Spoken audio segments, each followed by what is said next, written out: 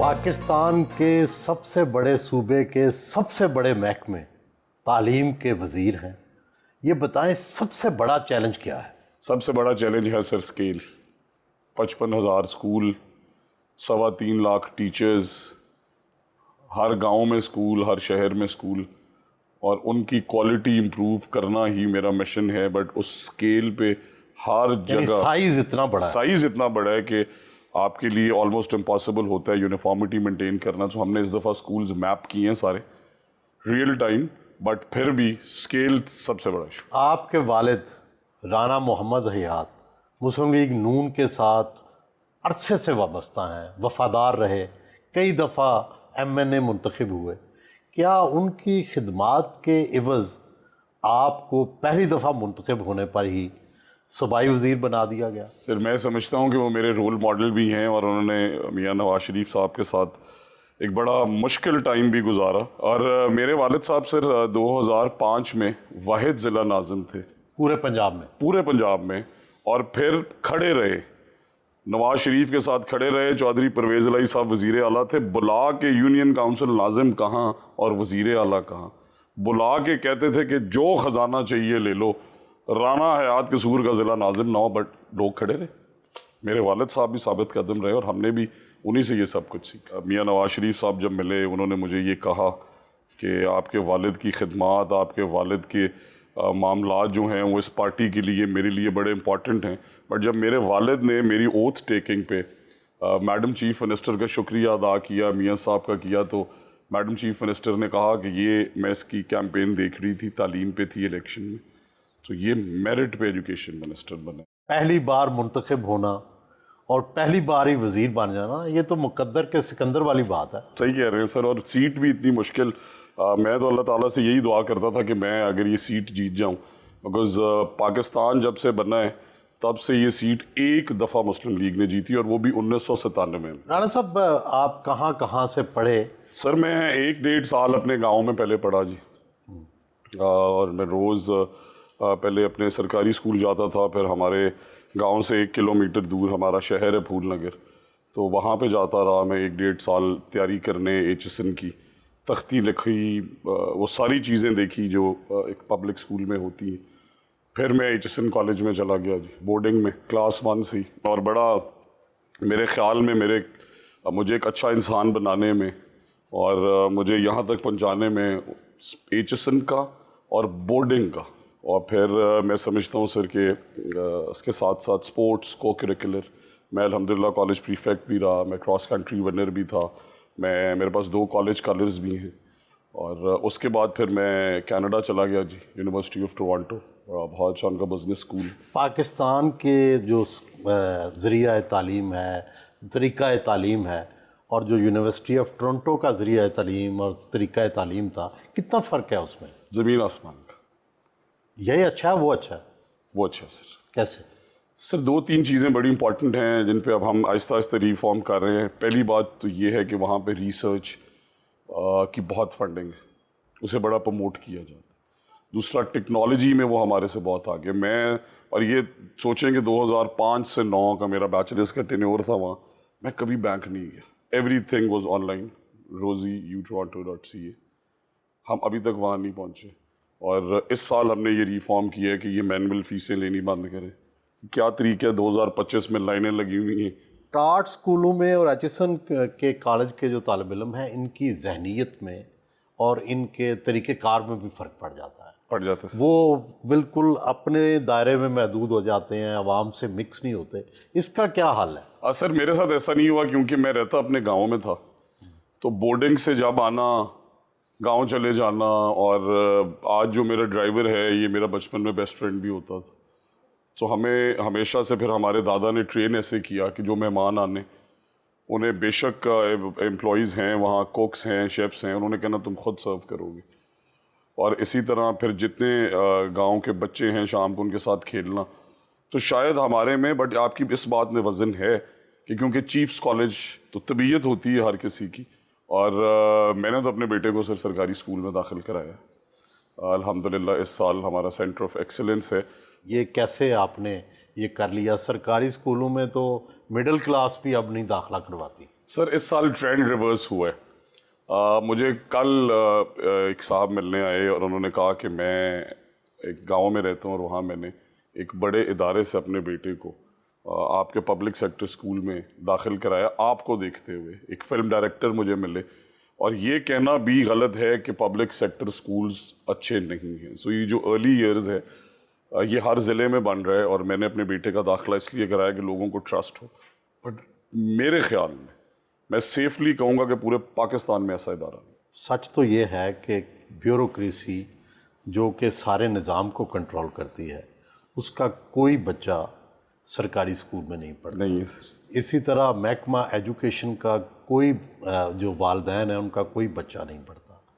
تو ہمارے زمانے میں تو افسروں کے بچے بھی اسکول میں پڑھتے تھے اس لیے ان کا معیار بھی ٹھیک ہوتا تھا. اس کے لیے کیا کریں گے سر؟ اور المیہ یہ ہے کہ وہ جو سارے آپ نے ذکر کیا آفیسرز کا وہ خود بھی سرکاری اسکول کے پڑھے. بٹ اب کیا ہوا، اب وہ ایلیویٹ ہو گئے، انہوں نے سوچا. تو میرے خیال میں پچھلے 20-30 سال میں سر ایک جو بیسک ڈفرینس آیا وہ آیا ٹیچنگ میں، کہ وہ استاد بہت محنت کرتے تھے، آج بھی کرتے ہیں بٹ اس لیول کی نہیں. آج استاد کو فکر ہے تو 60-70% کو 30-40% جو ہیں وہ ویٹ کر رہے ہوتے ہیں کہ 12:30 کب بجے اور ہم جائیں اور ہم ٹیوشن شروع کریں. میرے والد صاحب بتاتے ہیں کہ مجھے 3 دن اسکول میں رکھا جاتا تھا. پارٹنرشپ دیکھیں رانا صاحب. دیکھیں کویسچن یہ ہے کہ جو سرکاری اسکول ہیں ان کے گراؤنڈ بھی پرائیویٹ اسکولوں سے بڑے ہیں، ان کے ٹیچر کی تنخواہیں بھی سرکاری اسکولوں سے زیادہ ہیں. تو پھر کیا وجہ ہے کہ سرکاری اسکول پرائیویٹ اسکولوں کا مقابلہ نہیں کر سکتے؟ سر اس کی ریزن یہ دیکھیں، ایک تو مانیٹرنگ نہیں تھی اسکولز، اور ہر ہفتے جب آپ کو یہ پتا ہو کہ مجھے کوئی چیک کرنے آئے گا، میرے بچوں کے بارے میں میرے سے پوچھا جائے گا، میرے اسکول کے حالات دیکھے جائیں گے اور اگلے ہفتے وہ پھر آئیں گے. اب یہاں پہ کیا ہو رہا تھا کہ آپ نے اے ایوز بھرتی کی، ان کے پاس 8 سے 10 اسکول ہیں سر، وہ بھی نہیں دیکھنے جاتے. پھر ڈیجیٹل مانیٹرنگ کا سسٹم ایک لیول پہ آ گیا، آپ نے اس پہ بھی کام نہیں کیا. تو جو استاد پڑھا رہا تھا سال ڈیڑھ پڑھا کے اس نے کہا چیک تو کرنے آتا کوئی نہیں. اور میرے ساتھ جو باقی استاد ہیں، ایک اسکول میں اگر 6 استاد ہیں، 2 نہیں آ رہے، وہی تنخواہ لے رہے ہیں. کتنے با اختیار وزیر ہیں آپ؟ مکمل با اختیار. میں سمجھتا ہوں کہ میڈم چیف منسٹر نے مجھے پورا مینڈیٹ دیا اور میرے پاس بالکل کوئی بہانہ نہیں ہوگا اگر ہم کہیں کہ مجھے یہ مسائل تھے. مجھے 100% سپورٹ دی ہے انہوں نے، اور تاریخ کی سب سے بڑی فنڈنگ بھی اس سال ہائر ایجوکیشن اور اسکول ایجوکیشن. کتنے % اضافہ ہوا ہے؟ سر پچھلے سال ڈیولپمنٹ بجٹ تھا ہمارا 32 ارب، اس سال ہے 100 ارب. 3 گنا اضافہ. 3 گنا. یہ صرف اسکول ایجوکیشن. آپ نے جس کا ذکر کیا یونیورسٹیز کے کمپیریزن کا، یونیورسٹیز کو پچھلے سال دیا جا رہا تھا 3.5 ارب، اس سال 18 ارب، 500% کا اضافہ. اسی طرح ہائر ایجوکیشن جو ڈپارٹمنٹ ہے، جب سے یہ بنا تب سے لے کے اس سال تک اس کی بجٹنگ پہنچی 17 ارب پہ سر.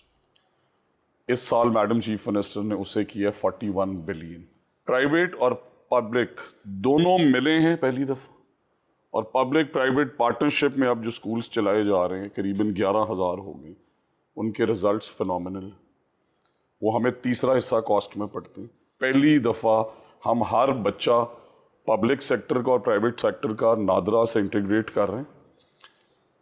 20 لاکھ گوسٹ بچے ملے ہیں سر ہم جب آئے سسٹم.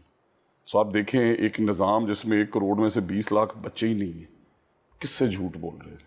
اب ختم ہو گئے سارے گوسٹ. 18,70,000 بچے گوسٹ ہم نے. اور ٹیچر کتنے ہیں گوسٹ؟ سر ٹیچر گوسٹ نہیں ہے، ان کا انٹرسٹنگ اور پروپوزیشن ہے. لاہور کی ایک تحصیل میں 109 ٹیچر بیرون ملک رہ کے تنخواہ لے رہے ہیں. آپ سوچیں کہ پنجاب میں 150 تحصیلیں. سو پہلی دفعہ ان کے خلاف اب کوئی تعدیبی سر الحمدللہ ہم نے ہسٹری میں 20 سالوں میں اتنے ٹیچرز نہیں نکالے گئے جتنے سال نکالے گئے. سب سے بڑا کام جو ہم نے کیا ہے وہ یہ ہے کہ ہم نے فیشل ریکگنیشن بیس سسٹم اس سال لا رہے ہیں. پبلک پرائیویٹ پارٹنرشپ میں ہم نے وہ پائلٹ کر دی ہے اور بڑا سکسیسفل ہے. 100 بچہ آ رہا ہے، ان میں سے 98 کی تصویر وہیں پہ خود ہی فیشل ریکگنیشن بیسڈ کیمراز لے رہے ہیں، اٹینڈنس لگتی جا رہی ہے. اور آخری ایلیمنٹ جو کہ میں سمجھتا ہوں کہ سب سے بڑا ظلم ہوا، میں جب آیا سر مجھے بریف کیا گیا کہ 1,25,000 ٹیچرز شارٹ. اب 1 کروڑ بچہ 3.25 لاکھ ٹیچر, جب ٹیچرز بچوں پہ ڈیوائڈ کیے تو پتا چلا کہ اسٹوڈنٹ ٹیچر ریشو تو 30-31 کی ہے, اور یہ پوری دنیا میں globally best student teacher ratio ہے. تو میں نے کہا شارٹیج کدھر ہے؟ انہوں نے کہا یہ شارٹیج ہے 1,25,000. میڈم چیف منسٹر نے میٹنگ لی. آپ سوچیں کہ ایک انکمنگ وزیر کو اور ایک انکمنگ چیف منسٹر کو بریف کیا گیا ڈپارٹمنٹ کی طرف سے بھی 1,25,000 ٹیچرز شارٹ ہے.